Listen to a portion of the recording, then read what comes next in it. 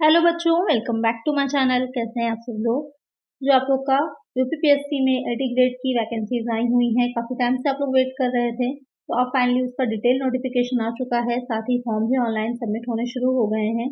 हाँ, ओटीआर तो आप सब लोगों ने फिल कर ही लिया होगा, नहीं किया है तो जल्द से जल्द कर लीजिए। उसके बाद अपना फॉर्म भी सबमिट कर दीजिए। लास्ट डेट तक का वेट मत करिएगा। समझ लीजिए कि किस तरह से फॉर्म फिल करना है। डिटेल वीडियो मैंने अपलोड कर दी है, अगर नहीं देखी है तो ज़रूर से देख लीजिए, वहाँ पर सारी इन्फॉर्मेशन आपको मिल जाएगी।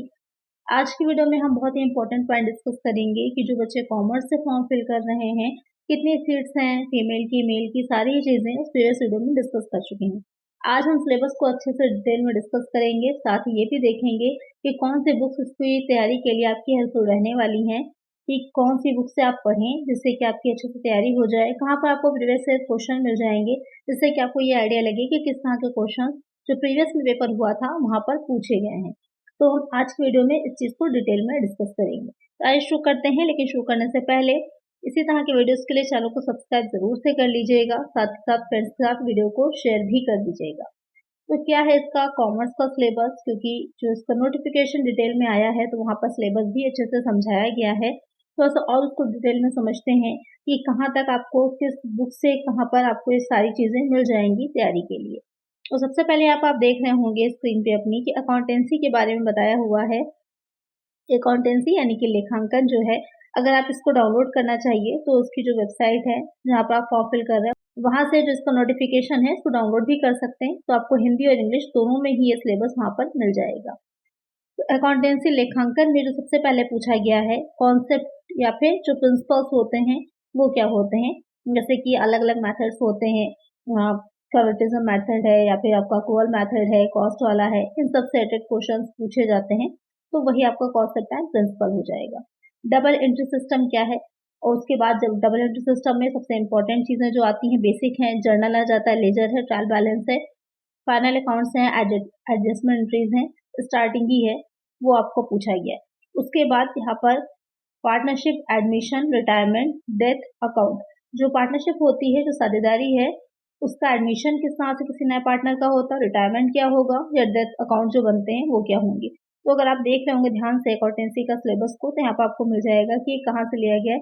अगर आपने फाइनेंशियल अकाउंटिंग बीकॉम में पढ़ी होगी बीकॉम में आप सभी लोगों ने फाइनेंशियल अकाउंटिंग, या फिर अगर हम बात करें 12th में अगर आपके पास कॉमर्स रही थी तो 12th में भी अगर आपने पढ़ा होगा तो वहाँ पर भी आपको ये सारी जो फर्स्ट बुक है इसकी वहाँ पर सारी चीज़ें मिल जाएंगी। उसमें दे रखा है ये सारी ही चीज़ों को डिटेल में।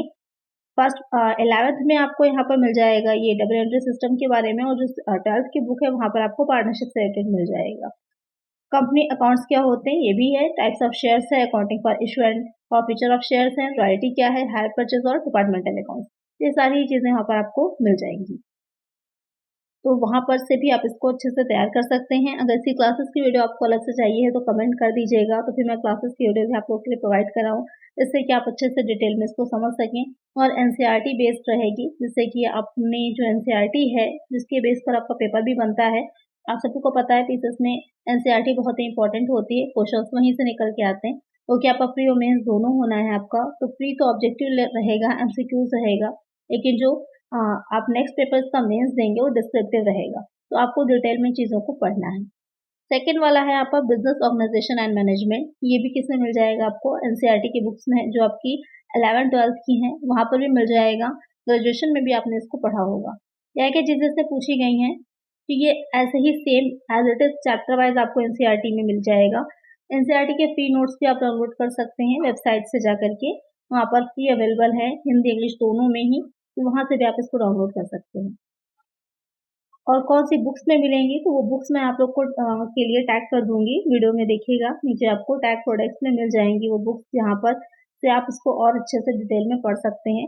जो ज़्यादा प्रचलित हैं तो टीएस अग्रवाल है या फिर डी के गोयल की बुक्स होती हैं, टीएस अग्रवाल और ये डी के गोयल की बुक्स जो है बहुत ही इंपॉर्टेंट है इसके लिए, यहाँ पर मैं लिखे दे रही हूँ, और आपको टैग प्रोडक्ट्स की लिस्ट में मिल भी जाएगी ये बुक्स दोनों ही, बहुत ही इंपॉर्टेंट है। वहाँ से भी आप इन सारी चीज़ों को अच्छे से डिटेल में कवर कर सकते हैं। तो यहाँ पे क्या है, meaning and nature of trade and commerce, form of business organisation, sole trader क्या होगा, पार्टनरशिप क्या है, कंपनी क्या है, ये सारी चीज़ें आएंगी।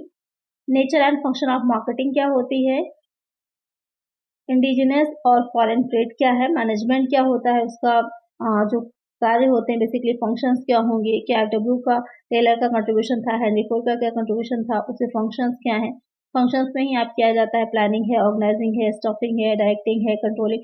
ये चैप्टर वाइज आपको 12th के एनसीईआरटी में मिल जाएंगी सारी चीजें बहुत ही आसानी से। तो यहाँ पर का ये वाला तो पॉइंट आपका कवर हो जाएगा 11th-12th से ही। फिर आ जाता है बिजनेस इकोनॉमिक्स। बिजनेस इकोनॉमिक्स जो है तो ये वाला पोर्शन भी आपने पढ़ा ही होगा ग्रेजुएशन में भी, और साथ में आपका 12th में भी सब्जेक्ट ये इकोनॉमिक्स अगर रहा है तो वहाँ पर आपने इसको पढ़ा होगा कि क्या कॉन्सेप्ट होता है, स्कोप क्या होता है, अर्थशास्त्र क्या है बेसिकली। अर्थशास्त्र में जो इकोनॉमिक्स में मेन चीजें आती है, सबसे पहले मांग का वक्र होता है, डिमांड कर्व जैसे कि यहाँ पर दे रखा है, इलास्टिसिटी ऑफ डिमांड है, मार्जिनल यूटिलिटी क्या होती है जो सीमांत उपयोगिता है, टोटल यूटिलिटी है, law of diminishing marginal utility है, लॉज ऑफ रिटर्न है, price determination under perfect competition and monopoly, trade cycle क्या है, पॉपुलेशन थ्योरीज क्या है, in economic position, problems and suggestions. ये बिजनेस इकोनॉमिक्स का आपका सिलेबस है। ये भी आप 12th से भी कवर कर सकते हैं, ग्रेजुएशन में भी मिल जाएगा। 12th में और अच्छे से डिटेल में दे रखा है, तो वहां से अगर कवर करिएगा तो आपके लिए ज्यादा आसान होगा। फिर आ जाता है 4th point, money and banking. Money and banking में यहाँ पर मुद्रा और बैंकिंग। बैंकिंग में तो आपको पता है कि मेनली क्या चीजें आ जाती हैं, जैसे कि यहाँ पर दे रखा है टाइप्स ऑफ बैंक है, फंक्शंस क्या होते हैं कमर्शियल बैंक के, रिजर्व बैंक के बारे में ज्यादा पूछा जाएगा, एस्टेब्लिशमेंट कब हुआ था, उसके फंक्शंस क्या होते हैं, क्या कर सकता है क्या नहीं करेगा, और आज के टाइम में ज्यादा प्रचलित क्या है, डिजिटल बैंकिंग और ई बैंकिंग, इनसे रिलेटेड क्वेश्चन भी होंगे।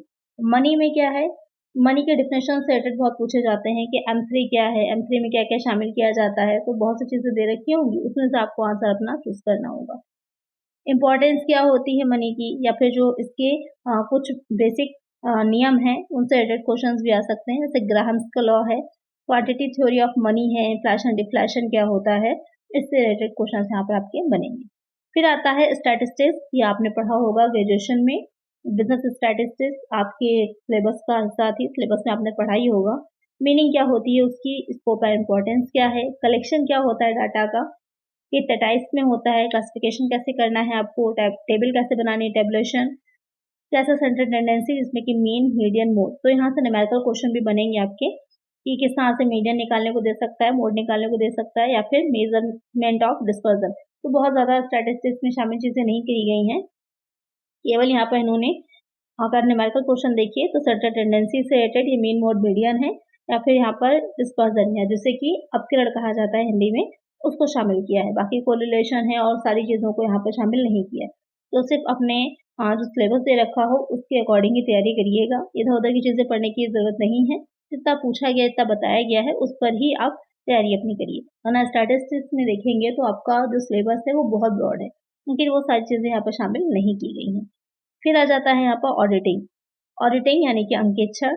अंकेक्षण में क्या है, डेफिनेशन क्या होती है ऑडिटिंग, उसका ऑब्जेक्टिव क्या है, इंपॉर्टेंस क्या होती है, मीनिंग क्या है, उसके टाइप्स क्या है, इंपॉर्टेंस क्या होती है वॉचिंग की, ये प्रमाणन होता है, या फिर प्रोसीजर क्या होता है वॉचिंग का, प्राइमरी बुक्स का। तो बहुत ज्यादा ऑडिटिंग में चीजें शामिल नहीं करी गई, बहुत ही लिमिटेड है। ऑडिटिंग भी बहुत बड़ी है, आपको पता ही होगा, ऑडिटिंग में भी बहुत कुछ आता है।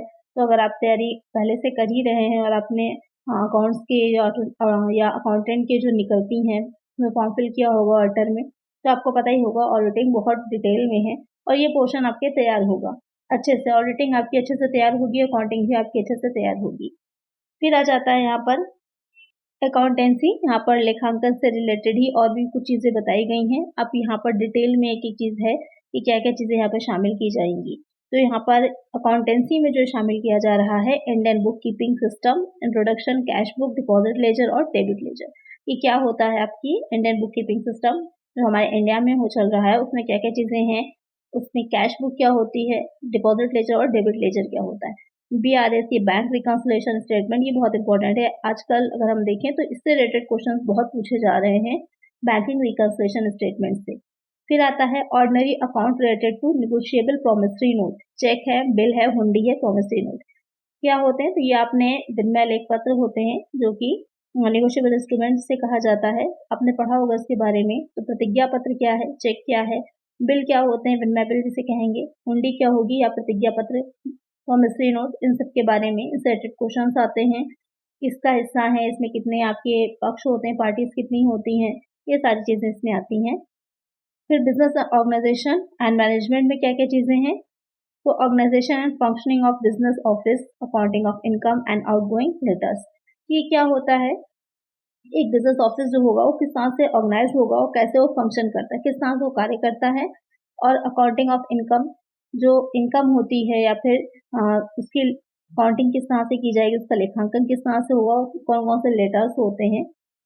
कॉपिंग क्या होगा, correspondence related to inquiries and orders, destruction, indexing, messaging system. ये बहुत इंपॉर्टेंट पॉइंट है, ये अक्सर बच्चे यहाँ पर कंफ्यूज होते हैं कि कहाँ से दिया गया है। तो आप देखेंगे तो टीजीटी पीजीटी के सिलेबस में भी इसको शामिल किया गया है, इंडेक्सिंग को, या फिर जो आपकी मैसेजिंग सिस्टम होता है। तो बिजनेस ऑफिस या फिर जो ऑफिस मैनेजमेंट होता है, ये वहाँ से रिलेटेड चीज़ें ली गई हैं। Time and labour saving device in business office, invoice and sales details, domestic trade, wholesale, retail trade, invoice and sales details, इसमें क्या क्या चीज़ें शामिल आई होंगी। फिर आ जाता है यहाँ पर बिजनेस इकोनॉमिक्स। बिजनेस इकोनॉमिक्स में क्या क्या चीज़ें हैं, तो चार मेन आपके जो इसके हेड हैं, चार मेन हेड हैं। अकाउंटेंसी हो गया, आपका बिजनेस ऑर्गेनाइजेशन हो गया, बिजनेस इकोनॉमिक्स ये थर्ड वाला हो गया। इसमें क्या क्या चीज़ें हैं, डेफिनेशन, तो बिजनेस इकोनॉमिक्स की डेफिनेशन कई तरह से दे रखी है, आपको पता ही होगा। इसमें आपकी धन संबंधी परिभाषाएं दे रखी हैं, यानी कि जो मनी बेस्ड डेफिनेशंस होती हैं, जो मानव कल्याण बेस्ड हो जाती हैं आपकी, या फिर जो लिमिटेड आपके पास रिसोर्सेज हैं उससे रिलेटेड दुर्लभता संबंधी हो जाती हैं। तो कई तरह के डेफिनेशंस हैं, उसको शामिल किया गया है, वो आपको पढ़नी पड़ेंगी। स्कोप क्या होगा, टर्मिनोलॉजी रिलेटेड टू इकोनॉमिक्स क्या होती है, यूटिलिटी, वेल्थ क्या है, प्राइस क्या है, वैल्यूज क्या होती हैं, या फिर नीड्स जो होती हैं उसका क्लासिफिकेशन और कैरेक्टरिस्टिक्स क्या है, क्योंकि यहाँ पर एक स्टेटेड है आपका, इसमें आ जाती है कि जो मांग का नियम होता है, डिमांड कर्व होता है, वो इसी पर ही बेस्ड होता है। Expenditure and saving, intention, mutual relationship क्या है, सोशल इंपॉर्टेंस ऑफ सेविंग्स क्या है, या फिर means of origin, intention, characteristics and importance. ये आपका बिजनेस इकोनॉमिक्स का सिलेबस में है। मनी एंड बैंकिंग में क्या आएगा कि क्या जनरल इंस्ट्रक्शंस टू मुद्रा सिस्टम इन इंडिया, कि इंडिया में जो बैंक सिस्टम है, किस तरह की करेंसी चलती है, कौन कौन सी चीज़ें उसमें शामिल होती हैं, कहाँ से करेंसी आपकी कौन जो है इशू करता है, या कहाँ कहाँ पर प्रिंट होती है, ये सारी चीज़ें आएंगी। स्टेट बैंक क्या है, जो आपके कॉमर्शियल बैंक होते हैं वो क्या, उनके कार्य क्या है, कौन कौन से बैंक होते हैं, कोऑपरेटिव बैंक क्या है, नेटिव बैंक क्या है, या फिर state bank of India, cooperative bank और नेटिव बैंक, ये सारी चीज़ें यहाँ पर बैंकिंग, मनी एंड बैंकिंग का हिस्सा है जो आपकी पूछी जाएंगी। तो ये है आपका सिलेबस जो आपके एग्जाम में पूछा जाना है, मेंस में और प्री में भी आपको इसी से ही तैयारी अपनी करनी है। तो उसी सिलेबस के अकॉर्डिंग ही आप अपनी प्रिपरेशन करिएगा, जिससे कि अच्छे से आप एग्जाम में अपने मार्क्स ला पाएँ, क्योंकि एमसीक्यूज भी है यहाँ पर आपका, क्योंकि जो प्री होगा यहाँ पर, प्री जो आप दे रहे हैं वो एमसीक्यूज होगा, और जो मेंस एग्जाम होगा यहाँ पर वो क्या हो जाएगा, वो डिस्क्रिप्टिव होगा आपका पेपर। तो उसको ध्यान में रखकर ही आपको अपनी तैयारी करनी है। तो ये था सिलेबस। अब अगर बात करें बुक्स की कि कौन कौन सी बुक्स आप पढ़ सकते हैं, तो आइए वो देख लेते हैं एक बार। तो यहाँ पर अकाउंटेंसी है, या फिर उसकी अगर हम बात करें कि जो बिजनेस ऑर्गेनाइजेशन था उसके लिए सबसे पहले तो आप जो एनसीईआरटी है उसको डाउनलोड कर लीजिए, डायरेक्ट आपको मिल जाएगी, ये साइट पर जाइएगा एनसीईआरटी की, वहाँ पर आपको 11th और 12th दोनों की ही एनसीईआरटी मिल जाएगी, आप वहाँ से डाउनलोड कर सकते हैं इजिली। आपको फ्री नोट्स अवेलेबल हैं, इंग्लिश हिंदी दोनों में, वहाँ से मिल जाएगी। या सेकंड आप क्या कर सकते हैं, डीके गोयल की बुक्स को पढ़ सकते हैं, ये भी आपके लिए काफ़ी हेल्पफुल रहने वाली हैं, वहाँ से भी आपको अच्छे से डिटेल में एक एक चैप्टर समझ में आ जाएगा। यहाँ पर भी 11th 12th दोनों की ही बुक्स को आपको पढ़ना होगा। थर्ड पॉइंट में आप क्या कर सकते हैं, सबसे पहले तो PYQ लगाइए, प्रीवियस ईयर क्वेश्चंस जो होते हैं वो कहाँ मिलेंगे, तो यूथ कंपटीशन टाइम्स में आपकी बुक आती है, वो आपको मिल जाएंगी, वहाँ पर आपको PYQs मिल जाएंगे, जो प्रीवियस ईयर के क्वेश्चंस आए हैं वहाँ से आपको इसका पेपर इजीली मिल जाएगा, सॉल्व होता है। मैंने बुक को टैग भी कर रखा है, तो देख लीजिए, वहाँ पर टैग प्रोडक्ट में मिल जाएगी आपको। तो यहाँ से आप अपनी तैयारी कर सकते हैं अच्छे से। इसके अलावा एडिशनल अगर आपको तैयारी करनी है तो इसके लिए जो अलग अलग बुक्स आपकी हैं, बिजनेस इकोनॉमिक्स की अगर हम बात करें यहाँ पर, तो बिजनेस इकोनॉमिक्स की बुक आती है ग्रेजुएशन की, वो भी आप ले सकते हैं, वहाँ से आप उसकी तैयारी डिटेल में कर सकते हैं अच्छे से। या फिर मनी एंड बैंकिंग सिस्टम है, उसकी भी एक बुक आती है, तो वो भी आप परचेज कर सकते हैं। सारी बुक्स को मैंने टैग करा हुआ है, वहाँ से आप देख लीजिए, आपको इजीली वो बुक्स मिल जाएंगी कि कौन सी बुक आपके लिए बेस्ट है, जहाँ से आपको सारी चीज़ें अच्छे से कवर हो जाएंगी। स्टैटिस्टिक्स है, उसकी भी एक अलग से बुक आती है, एस एस सिन्हा की बुक होती है, तो वहाँ पर उसको भी आप ले सकते हैं। तो ये चीज़ें हैं, ये वाला पॉइंट तो आपको फ्री में अवेलेबल हो जाएगा ऑनलाइन। आप जो है यहाँ पर फ्री डाउनलोड कर सकते हैं 11th-12th की, 2 पार्ट में रहती है, दोनों पार्ट को आप कर सकते हैं। अकाउंटेंसी की भी आएगी, एक इकोनॉमिक्स भी मिल जाएगा, और आपकी जो बिजनेस ऑर्गेनाइजेशन है, बिजनेस स्टडीज के नाम से, वो भी यहाँ पर आपको मिल जाएगी। बाकी चीज़ें भी आप परचेस कर सकते हैं और अपनी अच्छे से तैयारी कर सकते हैं। तो ये था पूरा आपका कंप्लीट कि जो बच्चे कॉमर्स से हैं वो किस तरह अपनी तैयारी को कर सकते हैं, जो कॉमर्स वाला पोर्शन है उसके लिए। आई होप वीडियो अच्छी लगी होगी, आपको हेल्पफुल रही होगी।